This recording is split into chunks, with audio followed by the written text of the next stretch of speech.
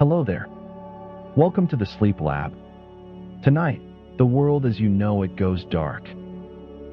Are you ready to watch the moon bleed? Or will you sleep through history?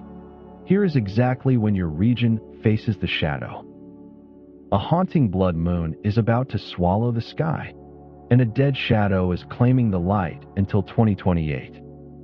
From the deep silence of North and South America to the restless coasts of Australia and the Pacific, from the ancient cities of Europe to the heart of Asia, the moon is turning crimson. This is the final global blackout of the era. While the rest of the world sleeps, the sky is preparing for a masterpiece that won't return for another 3 years. The moon does not bleed. It borrows color from every sunset on Earth simultaneously. That reddish-copper glow is pure atmospheric physics. Science calls it Rayleigh scattering. Earth positions itself with surgical precision. It slides directly between the sun and moon. No partial overlap. A clean, total block. A geometric event called syzygy. Blue light scatters. It cannot bend around Earth's thick atmospheric shell. Red wavelengths are longer. They refract around our planet like a slow-moving tide. Here is something almost no one asks. Why does the moon's color vary from eclipse to eclipse? Some blood moons appear brick red. Others turn nearly black. We will answer this precisely later. This March eclipse carries a second designation. It is also the worm moon. Ancient agricultural calendars named it after earthworms surfacing in thawing soil. 2 identities. 1 astronomical object. Stop and consider this. You do not need protective glasses tonight. A lunar eclipse produces no dangerous radiation. Your naked eye is the only instrument required. The total phase lasts between 58 and 65 minutes. That window is not random. It depends on how centrally the moon passes through Earth's umbral shadow. Geometry controls duration. The entire eclipse sequence runs approximately 5.5 hours. Partial phases bracket the total phase on both sides. Most viewers only witness the totality. They miss the forensic buildup entirely. Now challenge your own assumption. If the moon is in Earth's shadow, why is it visible at all? Darkness should be absolute. Yet the moon glows. That is not magic. That is atmospheric refraction at work. Earth's atmosphere acts as a circular lens. It bends sunlight around the planet's entire edge simultaneously. That bent light is the only illumination reaching the moon. The umbra is never truly dark. New York and Toronto wake at 6:04 a.m. Totality is already in progress. But their moon is sinking toward the horizon. Eastern viewers must act fast or miss it entirely. Los Angeles and Vancouver hold an advantage. Totality runs from 3:04 a.m. to 4:03 a.m. Pacific time. The moon sits high. No horizon interference. A clean, unobstructed forensic window. Hawaii observes totality from 1:04 a.m. to 2:03 a.m. Anchorage catches it even earlier, 2:04 a.m. These western positions receive the fullest viewing geometry. Distance from the eastern horizon is the key variable. Now here is the deep mystery. The Danjon scale measures blood moon brightness on a 0 to 4 range. 0 means nearly invisible. 4 means brilliant copper orange. What determines where this eclipse lands on that scale? The answer involves something currently invisible to you. Final minutes will reveal it. Australia is positioned perfectly for this event.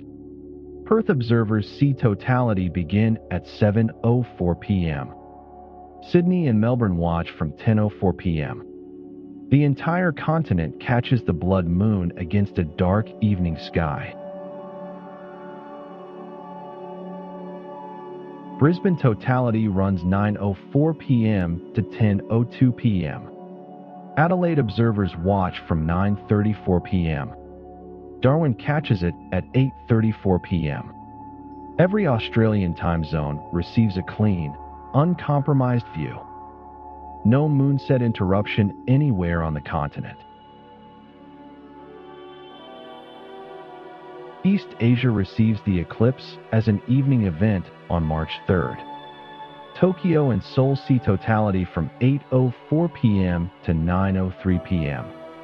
Beijing and Manila observe it from 7:04 p.m. to 8:03 p.m. The moon rises already wounded. India presents the most forensically interesting case. Totality begins at 4:34 p.m. IST. But the moon has not risen yet for most of the country. Kolkata, at moonrise 5:39 p.m., catches only the final phase. Geography defeats timing here. Now question everything you think you know. Europe sees nothing. Africa sees nothing. The Middle East is locked out completely. Half the planet is blind to this event. Ask yourself, why does an eclipse have such precise geographic exclusion zones? The exclusion zone is not arbitrary. It is pure rotational geometry. When totality occurs at 11:04 Universal Time Coordinated, Europe and Africa face away from the moon's position. Earth's own bulk blocks their sight line. The planet itself is the obstruction. New Zealand observes a different calendar date entirely. Auckland totality runs from 12:04 a.m. to 1:03 a.m., but on March 4th. The international date line creates this forensic anomaly. Same eclipse, different date stamp. The Pacific region holds the clearest geometric advantage. It sits precisely within the eclipse's optimal viewing corridor. Hawaii, New Zealand, and the Central Pacific Islands receive unobstructed totality. No horizon competition. No atmospheric interference from urban light pollution. Lima and Quito in western South America catch the moon at 3:04 a.m. local time. But Brasilia, Buenos Aires, and Santiago face a harder reality. Their moon sets before totality completes. Eastern South America receives only a partial wound, not the full red transformation. Here is the third deep mystery. This is the last total lunar eclipse until late 2028. That is nearly 3 years of absence. Why do these gaps exist? What orbital mechanics create such long silences between total eclipses? This precise answer is locked in the upcoming part. The moon's orbital plane is tilted approximately 5.1 degrees relative to Earth's orbital plane. This tilt is called orbital inclination. Most full moons pass above or below Earth's shadow entirely. Perfect alignment is geometrically rare. For a total eclipse to occur, 3 conditions must converge simultaneously. The moon must be full. It must be near a lunar node, a crossing point of the 2 orbital planes. And Earth's umbral shadow must fully engulf it. 3 locks, 1 key. Lunar nodes drift slowly over time. This drift is called nodal regression. The nodes complete one full cycle every 18.6 years. This cycle is called the Saros cycle's parent mechanism. Eclipse seasons shift because the nodes never stay fixed. This eclipse is scientifically significant beyond its visual spectacle. It is the final total lunar eclipse in a specific Saros series sequence, before a long partial eclipse transition period begins. Astronomers track these series like forensic case files. Each Saros number has a documented history spanning centuries. Now stop. Consider this direct challenge. You have watched sunsets your entire life. You have seen that reddish glow at the horizon. Tonight you will watch that exact same optical process, but projected onto another world 384,400 kilometers away. Does that reframe what a sunset actually is? The worm moon designation carries precise ecological data. As soil temperatures rise above 5 degrees Celsius, earthworm activity resumes near the surface. Ancient farmers read this as a planting signal. The moon was a biological calendar long before it became an astronomical target. Photographing this eclipse requires one critical adjustment. Your smartphone's automatic exposure will overcompensate for the moon's dimness. Switch to manual mode. Lock exposure low. A tripod eliminates atmospheric blur from microvibrations. Binoculars reveal what naked eyes cannot resolve. The Lunar Maria, ancient solidified lava plains, darken differently during totality. Highland regions retain slightly more reflected light. The moon's geological history becomes readable during a blood moon. The umbral shadow has two distinct zones. The inner umbra is total darkness from the sun. The outer penumbra receives partial sunlight. The moon's journey through both zones creates the gradual darkening effect. Viewers notice hours before totality even begins. Now we reveal the first mystery. Blood moon color variation is determined by atmospheric content along Earth's limb at eclipse time.